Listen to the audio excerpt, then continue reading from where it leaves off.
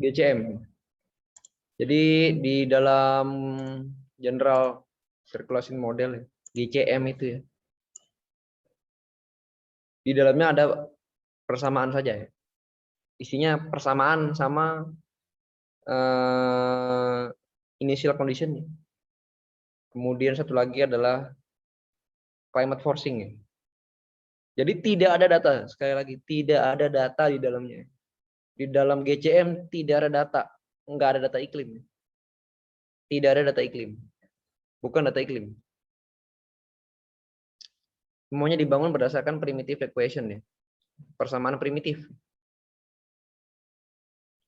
Ini tadi ya, GCM yang udah dilihat tadi nih.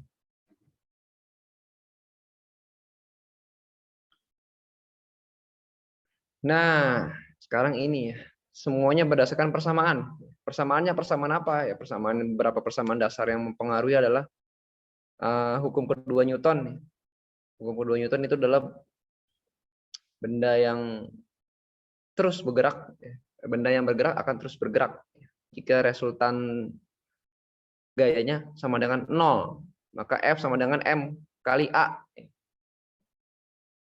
F itu apa? F itu adalah force, gaya ya. Gaya sama dengan massa kali percepatan.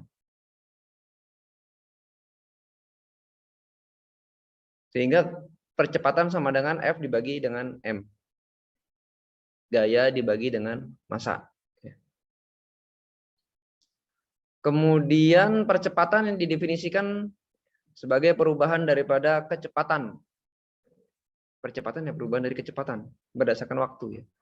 A sama dengan dv per dt, perubahan kecepatan velocity terhadap waktu. Gitu ya. Jadi hukum kedua Newton ini mendeskripsikan gaya, hubungan antara gaya kemudian percepatan dan massanya dalam sebuah kerangka acuan tidak bergerak atau inertial frame, non accelerating atau inert frame of reference ya. Itu kerangka acuan nggak bergerak ya. Artinya kita menggerakkan benda ini di ruangan yang tidak bergerak. Ya, tahu ya maksudnya ya, kerangka acuannya nggak bergerak. Misalnya mobil-mobilan kita dorong di atas meja gitu. F sama dengan M kali A. Kemudian kalau kita semakin kencang itu mobil-mobilnya, berarti dv per dt-nya positif ya, A-nya positif. Nah kan mobilnya, mejanya nggak bergerak. Nah masalahnya sekarang bumi itu bergerak apa enggak? Bumi itu bergerak. Bumi itu bergerak.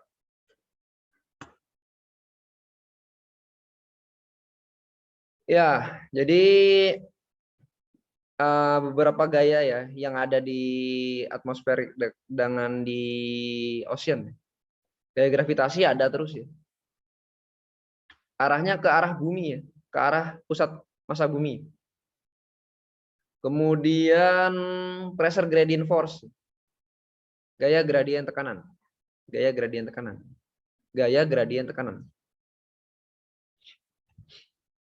Arahnya kemana? Arahnya ya arah alir tekanan ya. Tekanan itu kan dari tekanan tinggi ke tekanan rendah. Gaya gradien tekanan dari tekanan tinggi ke tekanan rendah. Kemudian ada gaya sentrifugal. Itu karena bumi berotasi ya, sentrifugal ya. Berputar dia. Arahnya kemana? Arahnya adalah direction of gravity is vertically downwards ya. Jadi dia menuju ya.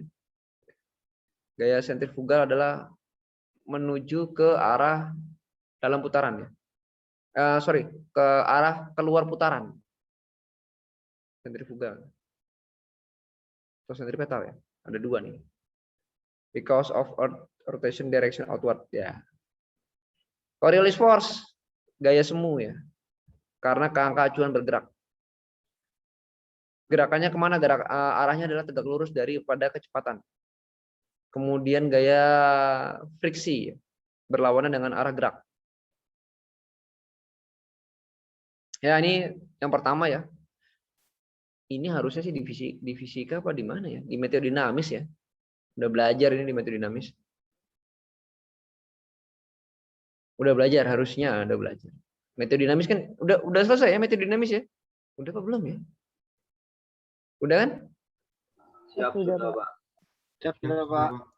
Ya, kalau ada tekanan tinggi, tekanan rendah ya, maka tekanannya bergerak kemana? Ke arah yang rendah. Ya, udaranya bergerak ke tekanan rendah. Udaranya bergerak ke tekanan yang lebih rendah.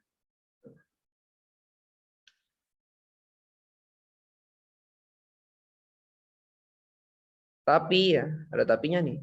Nah, udaranya bergerak ke tekanan rendah, arah pressure gradiennya sebenarnya dari sini ke sini ya, ke sini.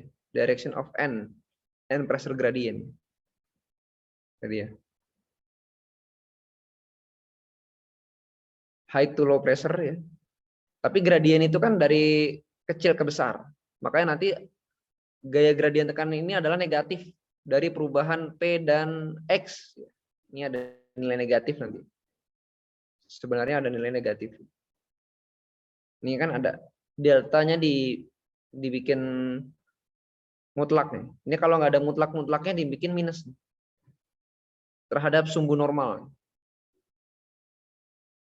Gini ya, jadinya begini. Ya. Jadi kalau volume V ya sebuah volume ada gaya gradien tekanan F dan volume V ya, dia proporsional ya pada pressure gradien. Tapi arahnya berubah, berlawanan. Ya, jadi gaya gradien tekanan, pressure gradient force ya. Ini kan baru pressure gradient. Gaya gradien tekanan ini arahnya berlawanan dengan gradien tekanan. Makanya minus di sini ada minus. Minus V dikali delta P. Kemudian akselerasinya gimana? Akselerasinya berarti ada di 3 sumbu normal, X, Y, Z. Ada di X, Y, Z. Berarti kalau di dalam komponen kartesian adalah minus 1 per rho ya. Rho dari mana? Rho itu ya massa lagi berat jenis udara ya.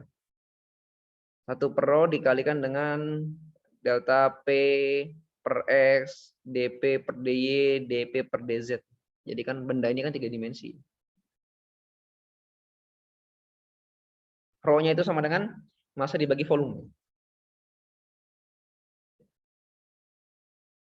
Massa jenis ya, massa dibagi volume. Karena dia massanya punya volume. Jadi arahnya selalu akselerasinya minus. Jadi kalau di pantai itu ada di dekat daerah dataran rendah itu tekanan udaranya tinggi apa rendah?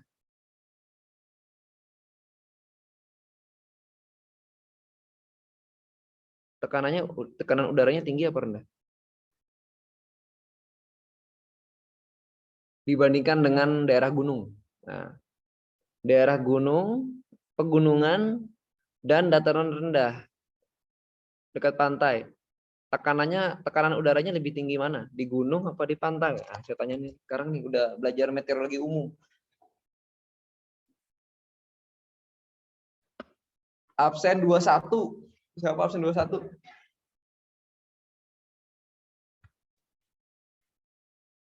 Absen 21. Izin, Pak. Siapa? Absen baru apa atau absen lama, Pak? Siap. Terima kasih, Pak. Emang ada absen lama ya? Duh, saya belum buka si Mas Margarin dapur. Ntar saya cek dulu si Mas Margarinnya.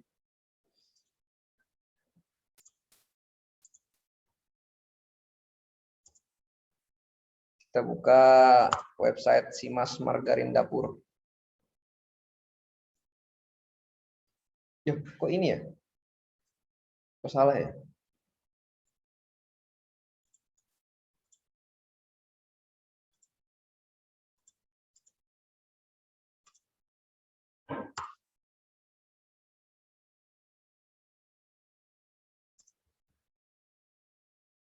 Dua satu, Wulung.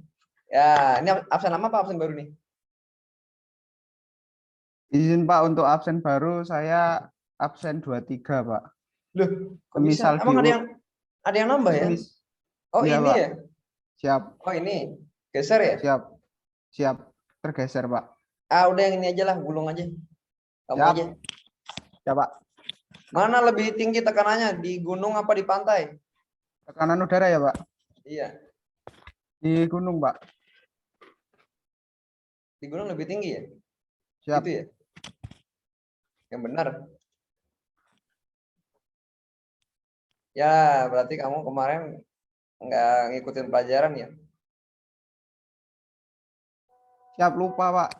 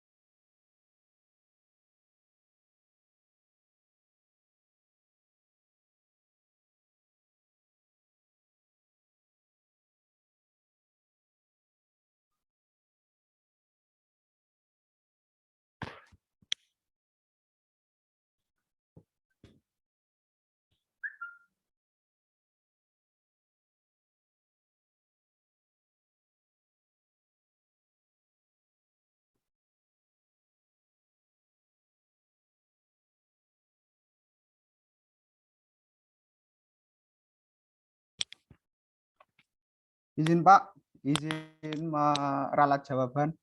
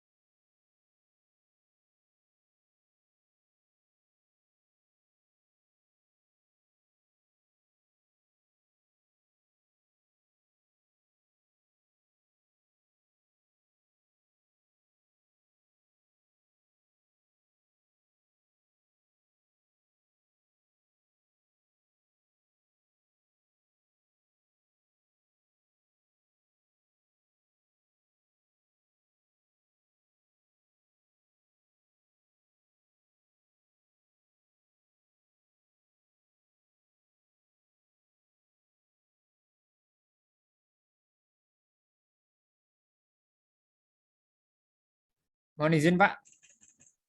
Masih di mute, Pak. Jadi kalau kalian naik gunung ya, nanti kalau naik gunung apa yang paling tinggi ya? Semeru lah, katakanlah di Jawa. Bukan Semeru. Semeru sama ini yang di Jawa Barat apa sih namanya? Lupa saya namanya. Salah. Gunung apa ya? Apa? Ciremai. Ya. Gunung Ciremai ya. Jika kalian naik itu akan merasakan sesak napas. Kenapa sesak napas? Bukan karena COVID ya. Tapi tekanan udaranya kan sedikit. Sehingga oksigennya masuk sedikit. Sementara kalau di daerah pantai nggak sesak napas. Nggak pernah ada saya lihat orang wisata ke pantai sesak napas. Kecuali dia asma ya. Karena tekanan udaranya tinggi ya. Gitu ya. Nah. Kemudian Maaf, Pak. nanti kalian di pantai ya, di dekat pantai atau di dekat dataran rendah ya. Kalian beli balon mainan tuh ya. beli balon mainan, balon gas ya, yang isi gas hidrogen yang ringan itu ya. Kemudian kalian lepaskan balon itu ya, dilepas tuh. Ini naik tuh ya, naik apa turun? Kalau isinya gas Naik, hidrogen Pak. dia naik. Ya. Kenapa dia bisa naik? Iya, dia punya gaya gradien tekanan ya. Arah gaya gradien tekanan adalah melawan daripada gradien tekanan. Gradien itu apa sih? Gradien itu perubahan. Ya. Jadi kan perubahannya kan dari yang kecil menuju yang besar. Dari kecil menuju besar kan berarti kan dari atas ke bawah. Tapi balonnya bergeraknya dari bawah ke atas. Dari dataran rendah ke dataran tinggi. Naik dia. Nggak turun balonnya itu. Itu adalah bukti gaya gradien tekanan. Kalau kalian mau lihat tuh. Di balon udara itu ya. Nah, ini kan misalnya ini kalau ini saya balik nih, ini jadi dataran rendah, ini jadi dataran tinggi. Balonnya itu naik. Padahal harusnya kan tekanannya kan bertambahnya itu kan dari atas ke bawah ya. Jadi semakin ke dataran rendah semakin bertambah ya. Tapi dia melawan arah itu. Itulah yang disebut dengan gaya gradien tekanan. Sehingga dia kuat melawan gravitasi kalau gayanya lebih besar. Makanya kalau ada yang naik balon udara itu ya. Nanti kalau kalian jalan-jalan ke Turki ya, naik balon udara tuh. Di daerah Kapadokia tuh. Naik balon udara. Nah, balonnya kan besar tuh. Berarti gaya angkatnya makin besar dia. Diisi udaranya yang bertekanan rendah makin besar. Gitu ya. Sehingga naik ke atas melawan gravitasi ya. Selama gaya gradien tekanan sama dengan gravitasi dia nggak akan naik. Atau lebih kurang dari gaya gravitasi dia nggak akan naik. Kalau dia lebih besar baru dia naik. Gitu ya. Kebalikannya di laut. Di permukaan laut sama di dalam laut gaya tekanan airnya lebih besar di mana? Permukaan apa di bawah laut? Pak, di bawah laut, Pak. Bawah laut, Pak.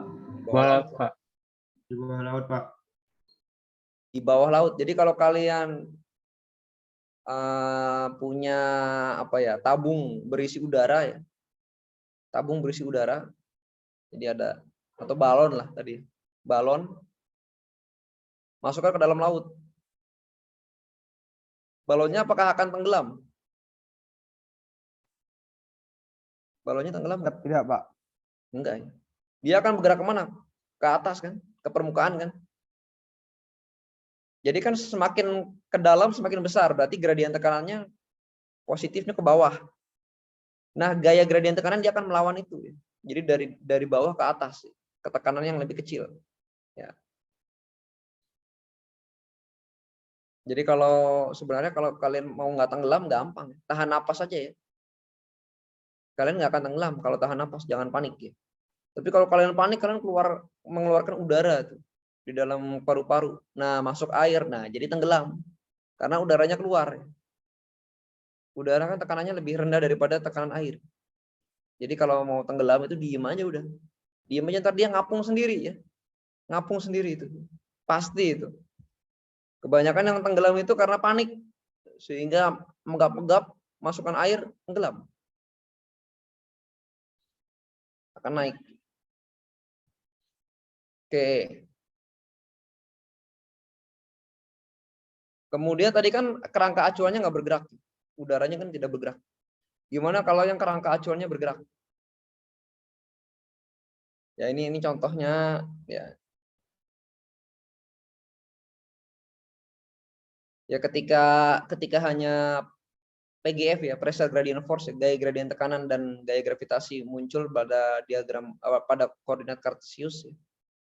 G sama dengan minus 1 per rho ya, ini 1 per mv ya, dikalikan dengan dp per dz ya, betul ini ya.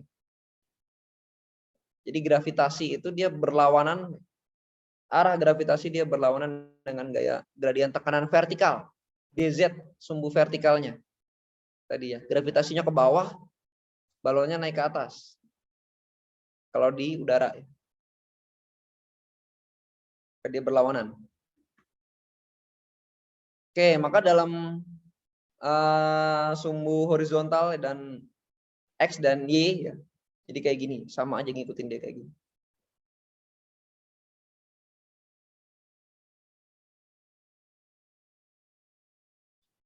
Jadi perubahan titik dari latitude, lintang, dan bujur itu hanya berubah karena perbedaan tekanan secara lintang dan bujur aja. Ya, makanya udaranya bisa berubah ke utara, selatan, barat, timur gitu. Terjadilah angin dia. Terjadilah angin. Udaranya bergerak barat, selatan, barat, timur.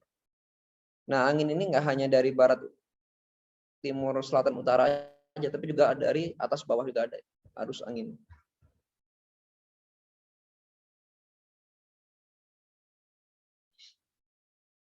Kemudian ya dari konservasi massa ya. Jadi massa itu tetap bergerak kemanapun, massanya tetap, tidak berkurang, tidak bertambah. Maka dp per dt, d-rho per dt ya. Jadi massanya tetap d-rho ya. Rho itu kan massa kali volume. Massa jenisnya, perubahan massa jenis terhadap waktu bacanya gini. Ditambah dengan rho dikalikan dengan delta dikalikan dengan v ya, perubahan kecepatan sama dengan 0. Jadi massa itu tidak berubah. Konservasi massa.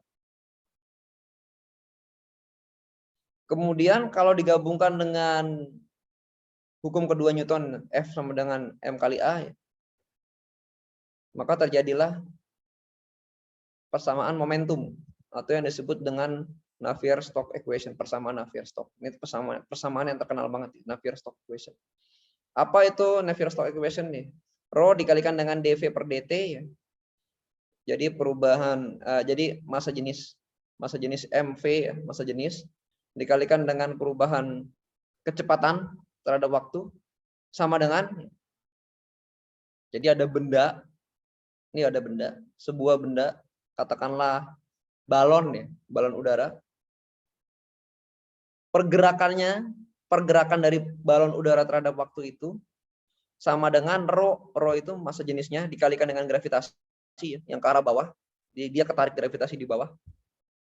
Kemudian dikurang delta P ya, perubahan dari tekanan di daerah itu ditambah rho dikalikan dengan friction, D drag, D itu drag, gaya gesek. Tahu nggak maksudnya? Itu persamaan gerak benda. Jadi ada sebuah benda akan bergerak, gayanya ini kan sebuah benda nih. Ini sebuah benda bergerak, rho dikali dv per dt sama dengan sebuah benda bergerak itu sama dengan ada gaya gravitasi yang bekerja pada benda itu, rho dikali g, dikurang delta P. Delta P ini apa? Delta P ini tadi ya, pressure gradient force tadi yang ke atas tadi. Ditambah dengan gaya gesek. Gaya gesek itu berarti dia ke utara, selatan, barat, timur, atas, bawah. Gitu ya. Kalau ada manusia diem aja. Diem aja. Katakanlah dia tidur lah. Dia tidur diem aja. Maka gaya yang bekerja apa? Rho dikali G ya, gravitasi ya. Karena ada gaya gravitasi itu ya. Kalau nggak ada gaya gravitasi dia kan melayang-layang tuh. Kemudian min delta P ya. Apakah ada perubahan tekanan? Ada. Ada. Cuman karena perubahan tekanannya itu ya, dikalikan dengan rho, massa jenisnya itu manusia itu kan besar massa jenisnya. Sehingga gaya gradien tekanannya kecil. Tidak akan terbang ke daerah pegunungan manusia itu. Kalau balon udara ya dia bergerak. Balon udara karena perubahan tekanannya, rho-nya sangat ringan. Manusia kan rho-nya berat. Ditambah gaya gesek. Jadi kalau gaya gesek massanya semakin besar, gaya geseknya makin besar. Makanya kalau ada truk kontainer itu ngerem dengan sepeda ngerem, ya itu akan membutuhkan gaya truk kontainer itu akan ngerem. Makanya kalian pasti pernah berpikir kenapa kalau ada kontainer itu dia nggak ngebut ya. dibandingkan mobil biasa misalnya, taksi sama kontainer ya. Kenapa kontainer itu nggak ngebut? Bukannya dia nggak mampu ngebut ya, dia bisa ngebut. Cuman kalau ngerem itu dia pasti akan kelindes orang itu. Ngerem itu bisa berapa ratus meter dia baru berhenti ya. Bisa aja ngebut itu, bisa aja. Kontainer itu bisa ngebut, walaupun dia bawa beban besar bisa. Cuman nggak bisa ngerem, buat apa ya? Nggak bisa ngerem. Kalau ada tikungan dia akan nabrak pagar itu, semuanya ketabrak. Sering kok ya, ada supir kontainer ngantuk ya, akhirnya nggak bisa ngerem. Bukan ngeremnya belum, nggak kuat dia ngerem itu. Gaya geseknya terlalu besar ya. Terlalu besar. Oke, kemudian ketika masanya itu conserve ya, masanya itu kekal, maka energinya juga kekal. Energi ini akan memasukkan C kali dengan U ini, CU. Akan memasukkan ini, heat capacity, ya. Kapasitas panas, kapasitas kalor. Ya. Jadi ada bertambahlah sukunya bertambah ya, menjadi flux radiasi ya, radiasi masuk radiasi keluar, kemudian ditambah dengan konvektif radiasi masuk dan keluar, ditambah dengan internal heating, pemanasan internal. Ya ini misalnya balon ya, balon dia diam, ketika balon itu dipanaskan, internal heating, maka energinya sudah berubah dia. Energinya bertambah besar di sini. Karena energinya bertambah besar, maka dia konsekuensinya harus terjadi perubahan volume dan kecepatan. Perubahan volume dan kecepatan. Dia bergerak. Coba aja ya. Kalau kalian ke tukang balon itu kan gasnya dipanasin tuh. Nanti kalau balon gas hidrogen itu sudah dingin, dia nggak akan melayang-layang lagi. Nggak akan melayang lagi karena sudah kehilangan panas. Internal heatingnya sudah negatif ya, dingin, turun dia, akhirnya berat, volumenya mengecil berarti massa jenisnya makin besar. Karena massa jenis kan rho ya, rho itu kan m per v, massanya tetap tapi volumenya berubah. Kalau volumenya besar berarti rho-nya kecil, m dibagi v, v-nya makin besar. Kalau v-nya makin kurang berarti dia rho-nya makin besar.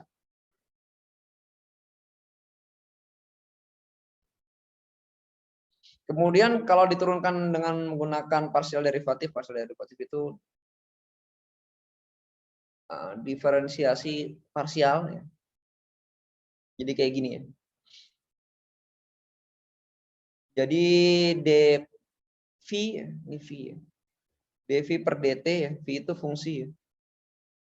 Sama dengan delta V dibagi dengan T ya. Jadi fungsi apa fungsi ini ya. Dibagi dengan T terhadap waktu ditambah dengan U dikali dV per dx tambah V kalikan dengan dP per dy ditambah omega dikalikan dengan dP per dz. Jadi komponen U, V, W ya, W atau omega ini W. U, V, W ini, U itu untuk komponen kecepatan di sumbu X, V di sumbu Y, dan W itu di sumbu Z. Atau disingkat, yang tiga ini disingkat menjadi delta P. Delta P. Dikalikan dengan V. P itu fungsi apa? P itu adalah fungsi tekanan. Kalikan dengan perubahan volume. Ditambah dengan tekanan, kalikan perubahan waktu. Kalau tekanan. Kalau energi ya fungsinya energi.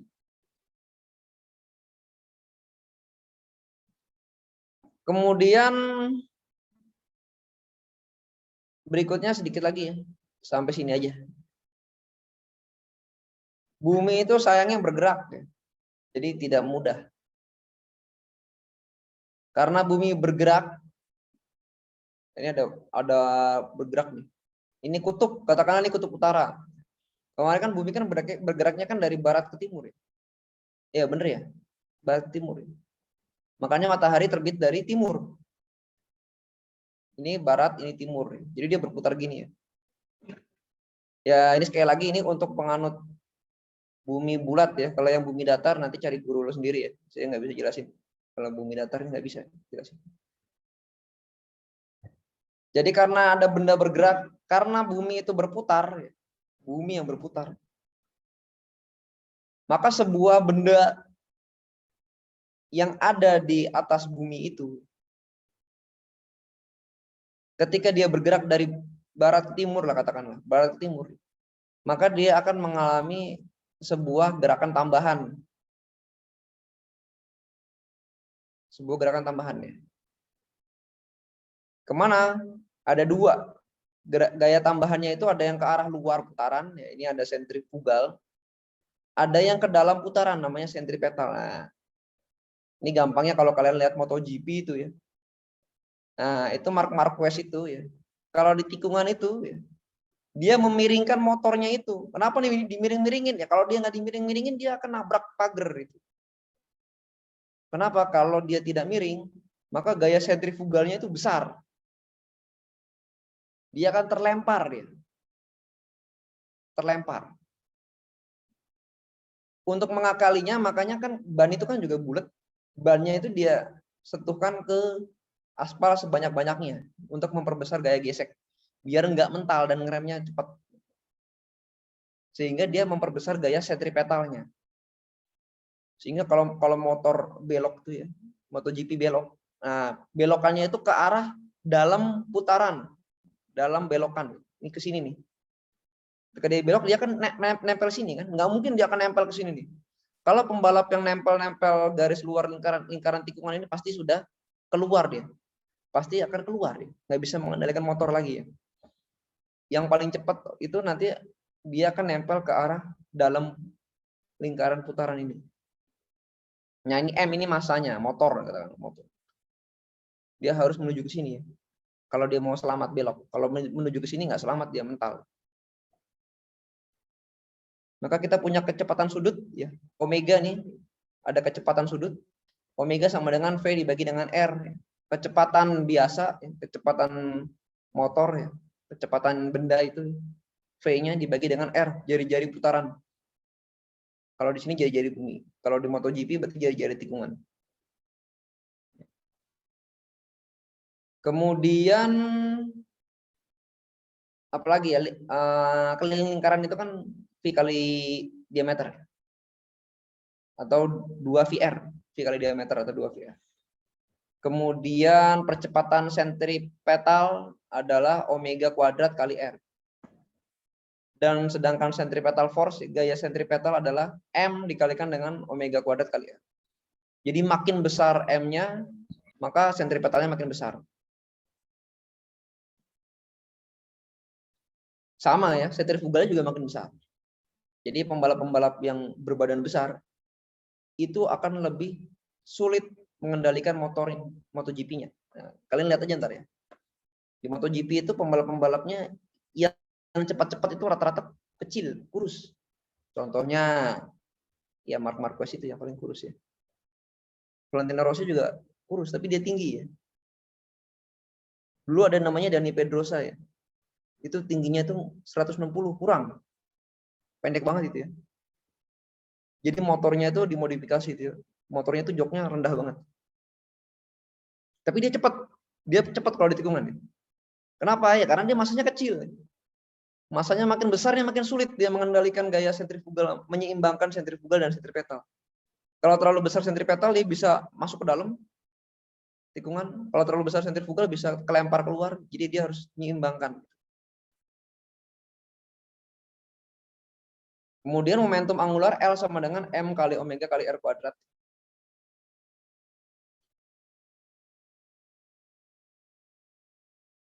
Oke, nanti ini dampaknya apa? Dampaknya adalah kalau kita bawa ke dalam bumi.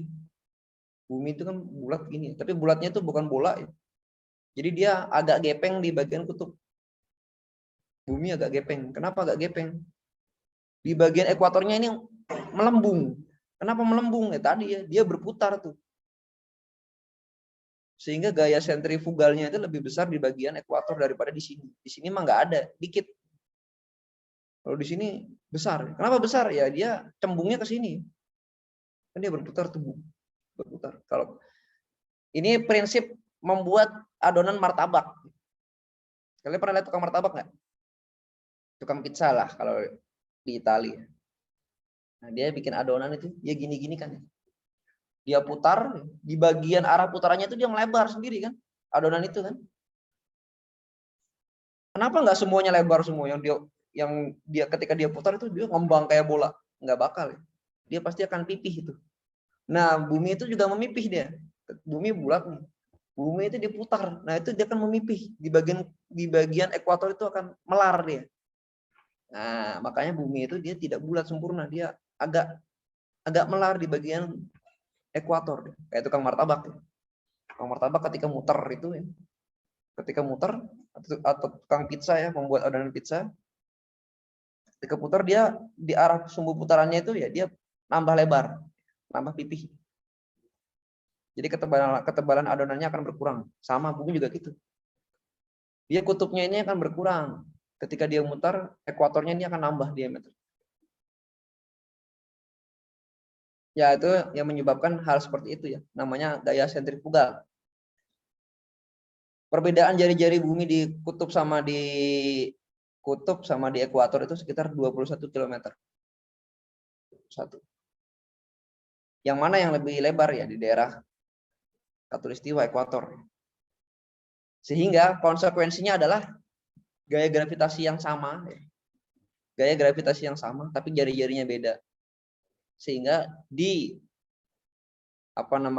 ekuator itu akan lebih dekat dengan pusat bumi sih. Di kutub ini akan lebih dekat dengan pusat bumi.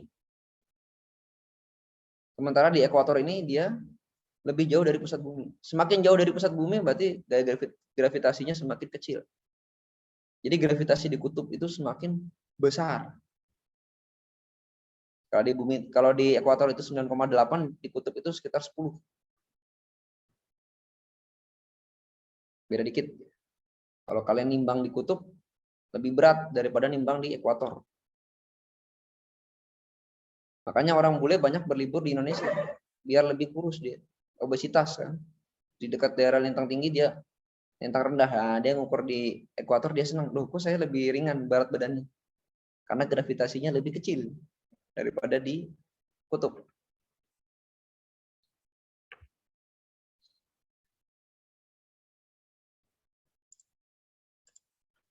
Ini ada grafitik kutub ya.